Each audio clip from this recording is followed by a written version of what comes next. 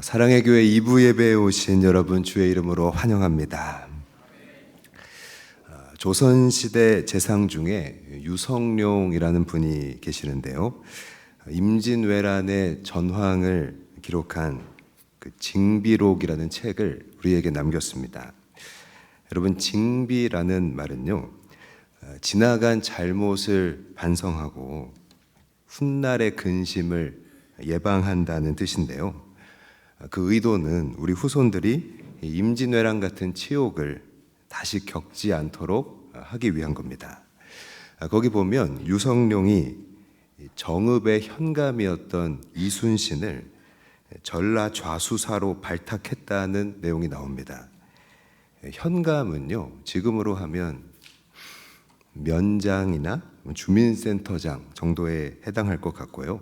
좌수사는 함대 사령관 정도가 되는데 지금 투스타가 지휘하는 그런 부대입니다. 그러니까 현감에서 전라 좌수사가 된 거를 보면 그 차이가 굉장히 크다고 볼 수 있잖아요.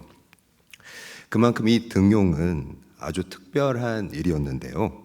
왜냐하면 그때까지만 해도 무명의 관리에 불과했던 이순신이 이제 앞으로 임진왜란의 판도를 좌우하는 그런 히든 카드가 됐기 때문입니다. 그런데 이렇게 이순신이 등용된 것과 비슷한 일이 오늘 본문에도 나오는 것입니다. 하나님이 부르시는 엘리야라는 사람의 출현이 그렇습니다. 당시는 이스라엘이라고 하는 이 하나님 나라가 우상 숭배로 인해서요, 굉장히 많이 타락하고 또 절체절명의 위기에 처했을 때인데요. 이 판도를 바꾸기 위해서 하나님이 부른 사람이 있는데 그가 바로 엘리야라는 것입니다. 그런데 여러분, 이 엘리야의 면면을 보면요, 참 의외의 캐스팅이다. 그 사실을 우리가 깨달을 수가 있습니다. 오늘 본문 1절 앞부분만 좀 보겠습니다. 시작. 길르앗에 우거하는 자 중에 디셉 사람 엘리야가, 그는 예를 들어서 이제 다른 구약의 선지자들이죠. 예레미야나 에스겔처럼 어떤 유서 깊은 제사장 집안의 사람도 아니었고요. 또 다니엘처럼 공부를 많이 한 사람도 아니었습니다. 길르앗에 우거하고 있다고 돼 있는데 이 우거한다는 말은요, 지금 남에게 좀 신세를 지면서 살고 있다, 그런 의미고요. 또 이제 디셉 출신이라고 돼 있는데, 여러분 예를 들어서 전주 그러면 우리나라 국민들이 다 알잖아요. 이렇게 저기 동전주 쪽에서 들어오는데 보면 육교 같은데 표가 붙어 있더라고요. 전라도의 수도 뭐 이렇게 붙어 있는데, 그러니까 전주는 우리나라에서 중요한 도시잖아요. 그런데 여러분, 이런 지명 혹시 들어보셨습니까? 개밥골. 여러분, 개밥골 그러면 어디인지 모르시죠? 제가 우리나라 벽촌 중에 어떤 지명들이 있나 이렇게 찾아보면서 저도 이번에 처음 알게 됐는데요.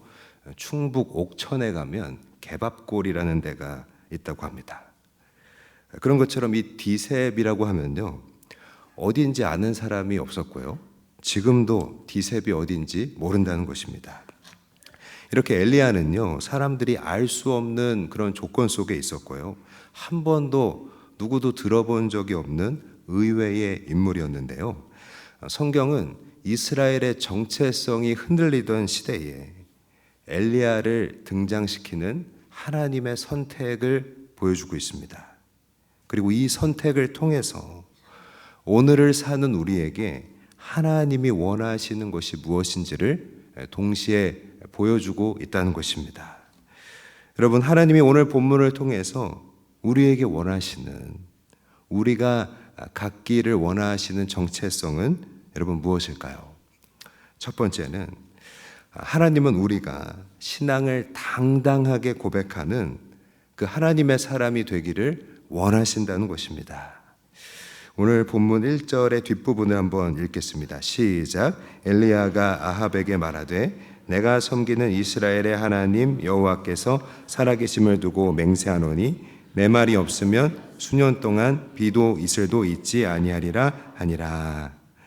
여러분, 이 짧은 구절을 읽으면서 우리가 여기서 알 수 있는 몇 가지 정보가 있다고 생각하는데요. 바로 엘리야는 어떤 사람인가라는 것입니다. 여러분, 엘리야는 어떤 사람일까요? 먼저 엘리야는 여호와 하나님만 섬기는 사람이었다는 것입니다. 여러분, 엘리야의 이름은요, 나의 하나님은 여호와다라는 뜻입니다. 여러분, 우리가 이 이름을 들을 때 그런가? 좋으네. 그런 느낌이 들지만요. 당시에는 굉장히 이상한 이름이었다는 것이죠. 그때는 사람 이름에도 이 바알이 들어가는 게 유행이었거든요. 예를 들어서 당시에 유력했던 이세벨의 부친은요, 그 이름이 엣바알이었습니다. 그러니까 바알은 살아있다, 뭐 그런 뜻이었어요. 여러분, 이름에는요 유행이 있습니다. 우리가 이제 가족 관계 증명서를 뗄 수 있는 그 대법원의 전자가족 시스템이 있잖아요. 여러분도 이제 인터넷으로 출력할 수가 있는데요. 거기 들어가 보면 출생 신고된 이름의 현황을 우리가 볼 수 있습니다. 제가 검색을 해봤더니 요즘 인기 있는 아기 이름들이 있는데요. 최근에 가장 많이 출생 신고된 이름들이라고 합니다. 남자는 이준이, 하준이, 도윤이, 여자는 서아, 이서, 지유. 여러분, 손주들 이름 지으실 일 있으면 참고하시기 바랍니다. 여러분, 이 이름들 이렇게 들으면 어떤 느낌들인가요? 다들 이름이 뭔가, 글쎄요, 제가 느낄 때는 좀 다 비슷비슷한데 뭔가 오밀조밀하고 어감이 아주 예쁘죠.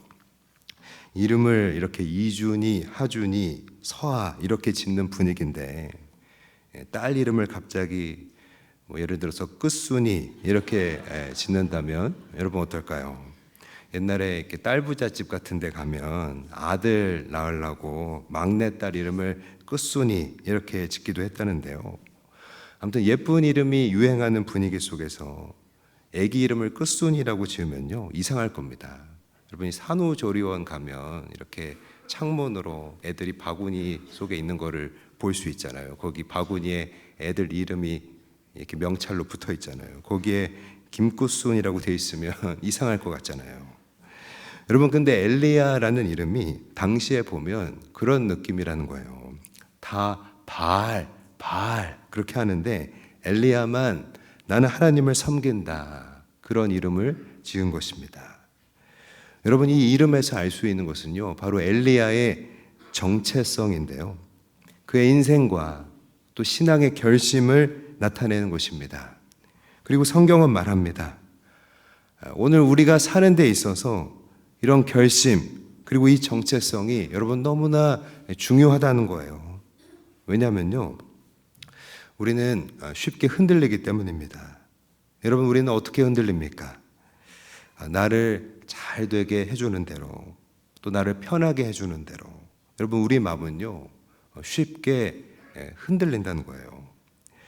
여러분, 우리 신앙의 근본이 흔들린다기보다는 우리가 신앙을 버린다고는 할 수 없지만 포인트가 뭐냐면 중심이 흔들린다는 것입니다. 우선순위가 바뀐다는 거예요.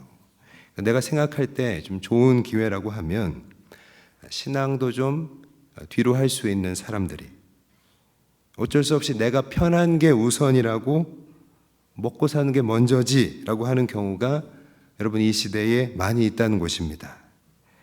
그리고 하나님은요 그래도 된다가 아니고요 그것을 가슴 아파 하신다는 것입니다.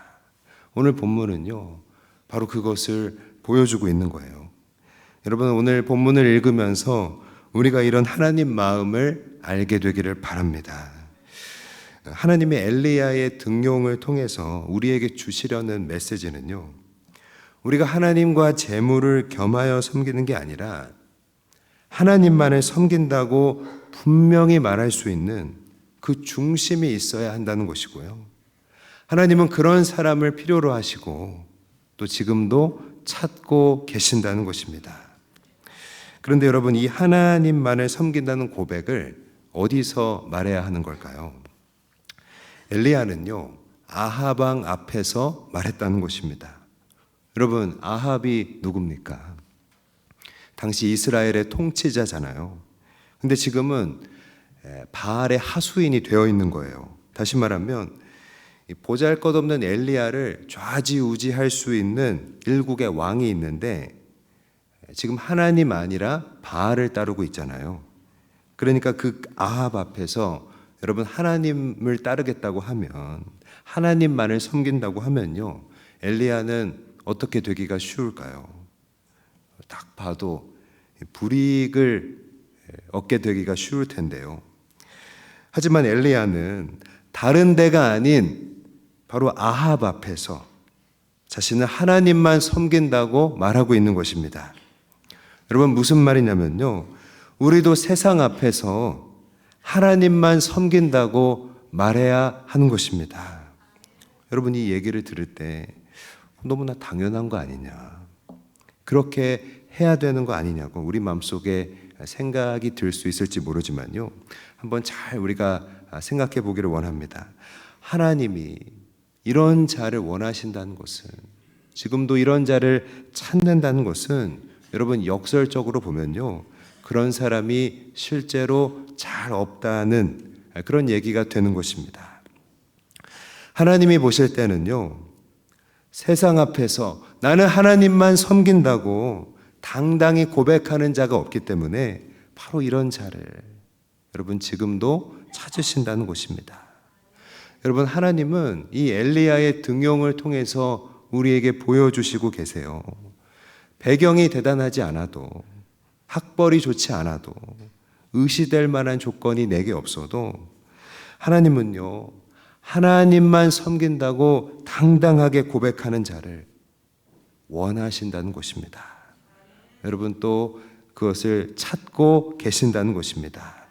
오늘 우리가 이런 하나님 마음에 들 수 있는 그런 하나님의 사람들이 다 될 수 있기를 여러분 축복합니다.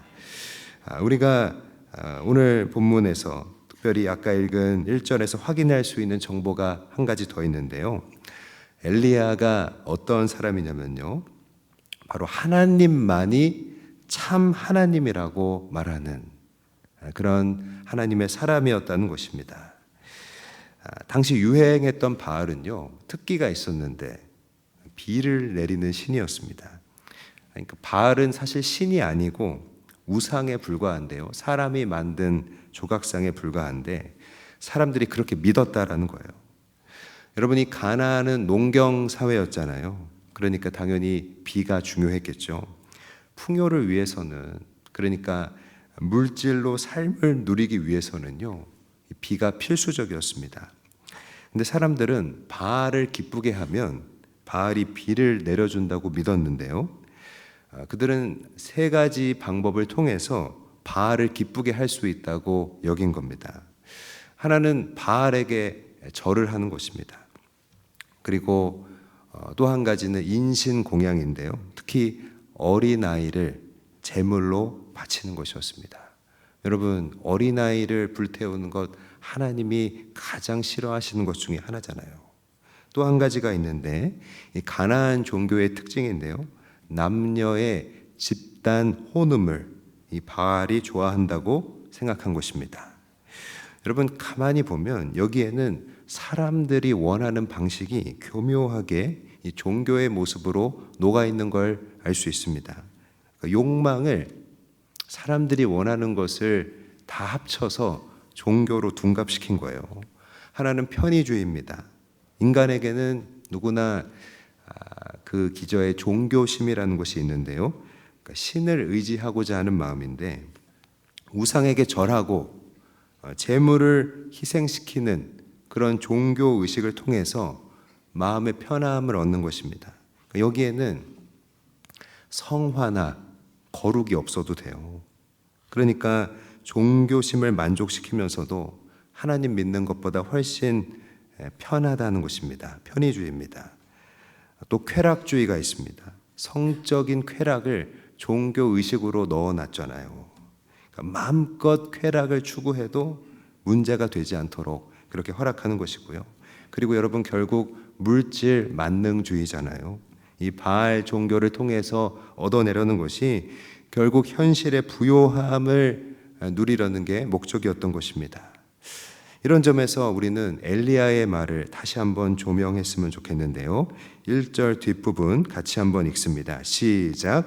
내가 섬기는 이스라엘의 하나님 여호와께서 살아계심을 두고 맹세하노니 내 말이 없으면 수년 동안 비도 이슬도 있지 아니하리라 하니라. 아멘. 여러분, 그런 점에서 아합 앞에서 했던 엘리야의 이 한마디가요, 얼마나 충격적인 말이었는지 이해가 가실 겁니다. 비를 내리는 것은 바알이 아니라는 거예요. 비를 내리고 그치게 하는 것은 여호와 하나님이라는 것입니다. 여러분, 이것이 그들에게 무슨 뜻으로 들렸을까요? 너희는 지금 다 잘못 믿고 있다. 너희가 하는 대로 하면 구원받지 못한다. 오직 하나님만이 구원을 주신다는 것입니다. 여러분, 우리가 예수님만이 구원의 길이다라고 하면요, 막 분위기 어색하게 만든다고 하고 이상한 눈으로 보고 꼭 그렇게 직설적으로 얘기해야 하냐고 사람들은 말합니다.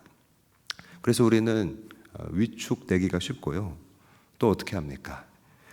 자꾸 감추려고 하는 것이죠. 내가 하나님만 섬긴다는 걸요.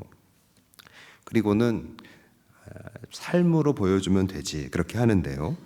여러분, 삶으로 하는 게 물론 중요한데 그것이 우리에게는요, 예수님만이 구원의 길이라고 말하지 않아도 되는 그런 합리화가 되곤 한다는 것이 문제입니다. 그러니까 말하지 않아도, 예수님만이 유일한 구원의 길이라고 말하지 않아도 내가 도덕적으로 잘 살면 돼, 그렇게 되는 것입니다. 여러분, 우리가 사회생활을 하면서 내가 신자임을 밝히지 않고 좀 숨으려는 경향이 있는데요. 이른바 샤이 크리스천이라고, 수줍은 성도라는 용어가 있더라고요. 그러니까 신자임을 밝히면 뭔가 좀 손해보는 것 같고 왠지 착한 모습을 보여야 할 것 같은 그런 부담 때문일지 모릅니다. 여러분, 예수님이 붙잡히셨을 때 베드로는요, 예수님을 3번이나 부인했잖아요. 말하자면 베드로가 그 순간에 이 샤이 크리스천이 되고 만 겁니다. 그러니까 예수님을 안다고 하면 자기가 위험해질 거라고 생각했겠죠. 하지만 하나님 아버지의 마음을 우리가 여기서 한번 확인하기 원하는데요. 마태복음 10장 32절을 같이 한번 읽습니다. 시작. 누구든지 사람 앞에서 나를 시인하면, 아멘. 여러분, 예수님은요, 오늘 우리가 당신을 부끄러워하는, 또 수줍은 기독교인으로 남는 것을 원하지 않으십니다. 하나님은요, 예수님만이 유일한 구원이라는 것을 우리가 세상을 향해서 당당하게 말하기를 원하신다는 거예요. 여러분, 달력을 보니까 곧 설 명절이 다가오고 있더라고요.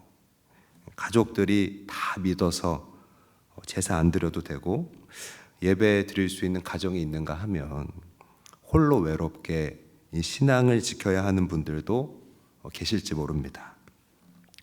여러분, 그런 한 번 한 번의 시험들 앞에서 나는 하나님을 섬기는 사람이고, 아니 하나님만 섬기는 사람이고, 예수 믿어야 구원받는다고 당당하게 말할 수 있는 하나님이 찾는 하나님의 사람 되시기를 주의 이름으로 축복합니다. 두 번째로, 오늘 본문을 통해서 하나님이 우리에게 원하시는 정체성 두 번째는요, 바로 말씀을 유일한 기준으로 삼는 하나님 사람이 되기를 원하신다는 겁니다. 오늘 본문 2절에서 3절까지 같이 읽습니다. 시작. 여호와의 말씀이 엘리야에게 임하여 이르시되 너는 여기서 떠나 동쪽으로 가서 요단 앞 그리 시냇가에 숨고. 여러분, 하나님이 엘리야를 등장시켰는데요, 흥미로운 사실이 여기 하나 있습니다. 엘리야는요, 주된 시간을 그리 시냇가라고 하는 아주 동떨어진 곳에서 보낸다는 거죠. 여러분, 엘리야가 머물게 되는 이 그릿 시내가라는 곳은 어떤 장소일까요? 말하자면 와디라고 부르는 시내가인데요. 그곳은 건기가 되면, 비가 안 오는 시기가 되면 시내가이지만 물이 마르는 곳입니다. 근데 지금 엘리야가 가뭄을 선포했잖아요. 비가 안 올 거라고 했는데 와디로 간다는 것은 사실 좋은 선택이 아닌 거죠. 거기는 오아시스 같은 데가 아니고요, 점점 메말라가는 시내라는 곳입니다. 그러니까 가뭄을 가장 피부로 잘 느낄 수 있는 곳으로 가는 것입니다. 그러니까 여러분, 이 그릿 시내가로 간다는 것은요, 생각해 보면 각오가 필요한 일이죠. 여러분, 엘리야를 그릿 시내가로 보내는 이 하나님의 명령을 우리가 묵상해 보면요, 잘 이해가 되지 않는 것입니다. 아합과 그 일당들에게, 바알을 섬기는 그들에게 가뭄을 주시는 것은 알겠는데 왜 엘리야도 똑같이 그 가뭄을 지나가야 하는 것일까요? 좀 예외로 해주면 안 되는 걸까요? 신약의 사도 바울은요, 하나님의 사람들이 때때로 그릿 시내가에 머무르는 일을 이렇게 설명하고 있습니다. 우리 참고로 골로새서 3장 2절에서 4절까지 같이 읽습니다. 시작. 위의 것을 생각하고 땅의 것을 생각하지 말라. 이는 너희가 죽었고 너희 생명이 그리스도와 함께 하나님 안에 감추어졌습니다. 우리 생명이신 그리스도께서 나타나실 그때에 너희도 그와 함께 영광 중에 나타나리라. 아멘. 여러분, 바울은요, 우리 믿는 자의 삶이 때때로 하나님 안에서 감춰진다고 말하고 있습니다. 무슨 말이냐면, 여러분, 우리가 예수님 믿고 구원받고 분명한 게 무엇입니까? 우리 안에 예수님의 그 생명이 있다는 거잖아요. 보배 같은, 보물 같은 그 생명이 우리 안에 있는 줄 믿습니다. 근데 그 영광이 겉으로는요, 쉽게 드러나지 않는다는 거예요. 여러분, 믿는 자의 삶은 때때로 하나님 안에서 감춰진다는 것입니다. 그러니까 예수 믿어도 별거 없네, 맨날 기도만 하더니 뭐 별거 없네. 여러분, 세상 사람들이 우리를 보고요, 그렇게 말할 수 있다는 것입니다. 엘리야도 별 수 없네, 똑같이 가뭄 속에 있네. 여러분, 믿는 자의 삶은 하나님 안에서 감춰질 때가 있다는 것입니다. 그럴 때는요, 사도 바울의 고백처럼 위의 것을 생각해야 한다는 것입니다. 여러분, 우리가 생각해야 할 위의 것이 무엇입니까? 바로 하나님의 본심이라는 것입니다. 우리를 숨기시는, 우리를 감추시는 하나님의 본심을 알아야 한다는 것입니다. 여러분, 우리가 영화 볼 때 영화관이 어두운 이유가 무엇일까요? 왜 깜깜하게 해놓고 영화 볼까요? 영화에 잘 집중하고 거기 몰입하기 위해서입니다. 그죠? 근데 집에서 영화 볼 때는 어떻습니까? 요즘에 뭐 넷플릭스도 있고 집에서 영화 볼 일도 많을 텐데, 그래도 영화 집에서 볼 때는요, 참 주의가 산만하잖아요. 제가 아이 낳아서 키운 이후로 한 번도 5분 이상 이 드라마나 영화에 제대로 집중해 본 적이 없는 것 같아요. 불도 밝고 애들 막 뛰어다니고 배달도 오고 뭐 그렇잖아요. 여러분, 하나님이 우리를 감추시는 건요, 마치 영화관 같은 곳에서 우리 주변을 어둡게 만드셔서 하나님께 집중하도록 만들기 위해서입니다. 여러분, 딴 거 말고 하나님 보라는 것입니다. 여러분, 극장 같은 데 가면요, 이 화면에 나오는 소리가 더 잘 들리잖아요. 주인공 숨소리도 들리고 발자국 소리도 더 잘 들리는 법이잖아요. 여러분, 우리를 때때로 감추시는 하나님의 본심이 있다는 것입니다. 여러분, 우리 하나님의 사람들도요, 엘리야처럼 가뭄 속으로 들어갈 수 있는데요, 같은 가뭄 안에 있더라도 여러분, 하나님의 사람들에게는 하나님이 갖고 계신 본심이 있으셔서 바로 그 속에서 긍휼과 자비를 베푸신다는 것입니다. 여러분 6.25 전쟁 때 유엔군이 참전을 하고 유엔군이 진격하면서 이 북진 통일을 눈앞에 둔 때가 있었습니다. 근데 중공군이 개입하면서 동부 전선이 주로 밀리게 되고요. 함경도가 중공군에게 포위가 돼가지고 남쪽으로 가는 육로가 막히게 됩니다.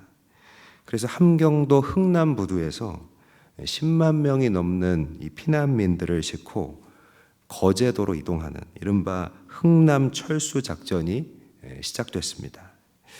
여러분, 사실 통일을 눈앞에 두고 있었는데 철수하라는 명령이 떨어진 거잖아요. 이대로 철수하는 것은요, 어쩌면 아쉬운 일이었을지 모릅니다. 하지만 나중에 돌아보니까 이 일에는 역사적인 의의가 있었는데요. 바로 이때 철수를 결심했기 때문에, 흥남 철수를 했기 때문에 많은 한국인들을 살릴 수 있게 됐고, 전쟁이 끝난 후에 국가를 재건할 수 있는 발판이 됐다는 것입니다. 여러분, 우리 삶에도 생각해 보면요, 이런 아쉬운 일들이 일어납니다. 그리 시냇가로 숨으라는, 이만 철수하라는 하나님의 명령이 주어질 때가 있습니다. 하나님의 사람에게도요, 가뭄이 예외가 되지 않을 때가 있는 것입니다. 그러나 여러분, 그리 시냇가로 가야 할 때, 때때로 내 삶이 감추어질 때 중요한 것은요, 하나님의 본심을 알자는 것입니다. 오늘 우리가 지나고 있는 가뭄 같은 그런 일들이 우리 각자에게 있는데요, 그 일들은 왜 나에게 허락되느냐? 하나님의 본심을 깨닫기 위해서 주어진다는 것입니다. 중요한 것은요, 엘리야가 하나님의 말씀대로 그리 시냇가로 갔다는 데에 포인트가 있습니다. 오늘 3절과 5절을 연속해서 한번 읽겠습니다. 시작. 너는 여기서 떠나 동쪽으로 가서 요단 앞 그리 시냇가에 숨고 그가 여호와의 말씀과 같이 하여. 하나님이 엘리야에게 여기서 떠나서 그리 시냇가에 숨으라라고 했을 때 엘리야가 여호와의 말씀과 같이 했다고 했습니다. 여러분, 하나님은요, 말씀을 유일한 기준으로 삼는 사람을 원하신다는 겁니다. 내 생각도 있고 말씀도 있는데 거기서 막 재고 비교하는 게 아니라 여러분, 말씀만이 유일한 기준이 되는 사람. 여러분, 엘리야라고 가뭄에 이 메말라가는 시내에 숨고 싶었을까요? 엘리야도요, 우리처럼 아무리 생각해도 잘 이해가 안 됐을 거라고 여겨집니다. 왜냐하면 똑같은 인간이니까요. 야고보서에 보면 우리랑 엘리야가 성정이 같다고 그렇게 설명하잖아요. 근데 성경은 아까 말한 것처럼 엘리야의 특징을 어떻게 보냐면요, 하나님이 하라는 대로 했다는 것을 지금 부각시키고 있는 것입니다. 여러분, 엘리야는요, 그에게도 자기의 생각이 많이 있었겠지만 하나님 말씀을 유일한 기준으로 삼았다는 것입니다. 여러분, 이해되지 않아도 내 생각이 아닌 하나님 말씀을 기준으로 삼는 사람, 하나님 말씀에 생명을 거는 자를 하나님은 원하신다는 것입니다. 여러분, 하나님 말씀을 유일한 기준으로 삼을 때 우리는 어떤 일들을 경험하게 될까요? 오늘 본문 6절 앞부분만 한번 읽겠습니다. 시작. 까마귀들이 아침에도 떡과 고기를, 저녁에도 떡과 고기를 가져왔고. 여러분, 이것은 하나의 기적과 같은 일인데요. 왜냐하면요, 이 까마귀는 먹을 거를 나눠주는 종류의 새가 아니라고 합니다.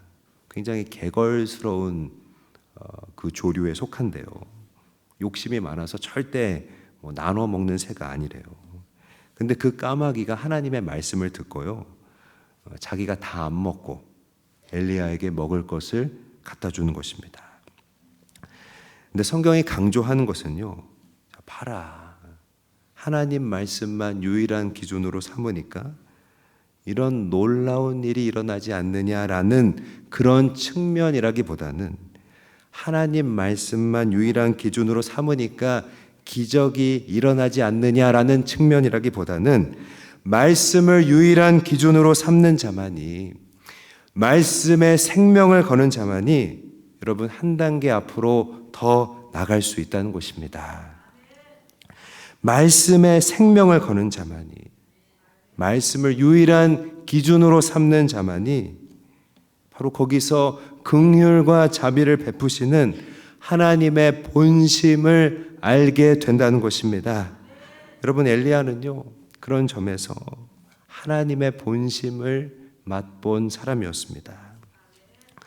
여러분, 그러니까 말씀을 유일한 기준으로 삼는다는 건요, 이 말씀에 생명을 건다는 건요, 그 말씀 붙들고 끝까지 견디는 것인 줄 믿습니다. 여러분, 엘리야 이야기의 하이라이트가 뭡니까? 훗날에 이 아합의 선지자들과 결전을 벌일 때에 엘리야의 제단에 하늘에서 불이 내려오는 거잖아요. 여러분, 말씀 붙들고 끝까지 견디는 사람만이, 그런 사람만이 제단에 불이 내려오는 것을 경험하게 되는 줄 믿습니다. 그래서 하나님은 이 엘리야 이야기를 통해 우리에게 말씀하고 계세요. 오늘 말씀 붙들고 네가 있는 거기서 좀만 더 견디라는 것입니다. 오늘 다른 거 말고, 우리 생각 말고 말씀을 기준으로 삼고 지금 네가 있는 거기서 끝까지 흔들리지 말라는 것입니다. 그래서 긍휼과 자비를 베푸시는 하나님의 본심을 발견하라는 것입니다. 도종환 시인의 부드러운 직선이라는 그 시집에 수록된 뒷자리라는 시가 있는데요. 그 앞부분만 제가 읽어드리면, 맨 앞에 서지는 못했지만 맨 나중까지는 남을 수 있어요. 남보다 뛰어난 논리를 갖추지 못했고 몇 마디 말로 대중을 휘어잡는 능력도 없지만 한 번 먹은 마음만은 버리지 않아요. 여러분, 이 시에 보면요, 맨 앞에 서는 것은 어려운 일입니다. 어떻게 보면 좀 능력 있는 사람들에게만 허락되는 일일 수 있죠. 그런데 맨 나중까지 버티는 것은요, 여러분 누구나 도전해 볼 수 있다는 것입니다. 그런데 믿음은 바로 지금 읽은 시의 내용처럼요, 맨 나중까지가 더 중요하다는 것입니다. 왜냐하면 믿음이라는 말은 구약 성경에서 주로 견딘다라는 뜻으로 많이 사용됐거든요. 여러분, 대표적으로 아브라함의 믿음은 이 불임의 시간을 견디는 것이었잖아요. 오랜 시간을 견디는 것이었습니다. 여러분, 믿음은 견디는 것인 줄 믿습니다. 그리고 어렵게 낳은 그 아들 이삭을 하나님께 바치는 자리까지 가면서 마침내 하나님의 본심을 알게 되는 것입니다. 우리 참고로 창세기 22장 14절을 읽습니다. 시작. 아브라함이 그 땅 이름을 여호와 이레라 하였으므로 오늘날까지 사람들이 이르기를 여호와의 산에서 준비되리라 하더라. 아멘. 여러분, 아브라함이 하나님 말씀 붙들고 끝까지 견딘 그 자리에서 알게 된 그 하나님의 본심이 뭐였나요? 바로 여호와 이레라는 것입니다. 여러분, 말씀 붙들고 견딘 그 자리에는요, 하나님의 긍휼과 자비가 있다는 것입니다. 엘리야는 말씀으로 이 가뭄을 견뎠고요, 하나님의 본심을 알고 기도하여서 그 땅에 비를 내리게 했습니다. 여러분, 말씀으로 가뭄을 견디면요, 비가 내리고 마침내 그 가뭄이 끝나게 된다는 것입니다. 사랑하는 여러분, 말씀을 유일한 기준으로 삼고 끝까지 견디면 우리 하나님께서 승리를 주시는 줄 믿습니다. 우리 참고로 마태복음 24장 13절 읽습니다. 시작. 그러나 끝까지 견디는 자는 구원을 얻으리라. 아멘. 사랑하는 여러분, 말씀을 우리의 유일한 기준으로 삼고 그것을 붙들고 견뎌서 하나님의 본심을 아는, 긍휼과 자비를 주시기 원하는 그 하나님의 본심을 아는 하나님이 찾는 사람들이 되시기를 주의 이름으로 간절히 바랍니다. 말씀을 마무리하겠습니다. 바알이 유행하는 세상에서 하나님을 믿는 믿음은요, 점점 쇠퇴하고 있었습니다. 근데 하나님이 등장시킨 엘리야는요, 그 판도를 바꾸는 사람이었습니다. 성경은 오늘 우리에게 말하는 것입니다. 지금의 시대도 비슷하다는 거예요. 그리고 하나님은 판도를 바꿀 사람을 원하시고요, 또 여전히 찾고 계신다는 것입니다. 여러분, 우리가 판도를 바꾸려면 우리의 신앙을 당당히 고백해야 하는 줄 믿습니다. 나는 하나님을 섬기는 사람이고 오직 우리 하나님께만 구원이 있다는 것을 세상을 향해서 말해야 한다는 것입니다.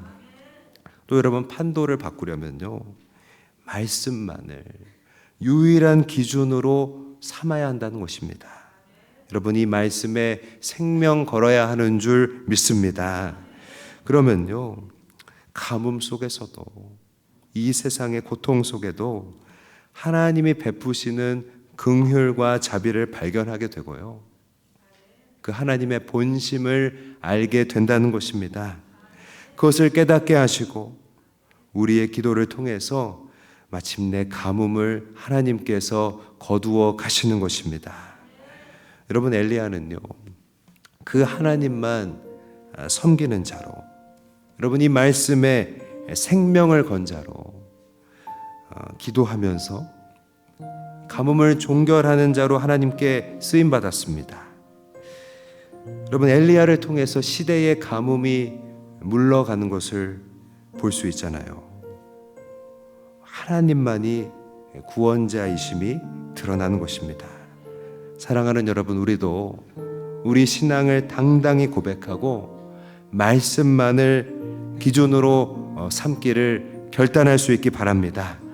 그래서 하나님의 마음에 드는 사람, 또 하나님이 찾는 사람이 되기로 결단하는 우리 모두가 되시기를 이 시간 주의 이름으로 간절히 바라고 사랑으로 축복드립니다. 하나님께 영광 돌리겠습니다.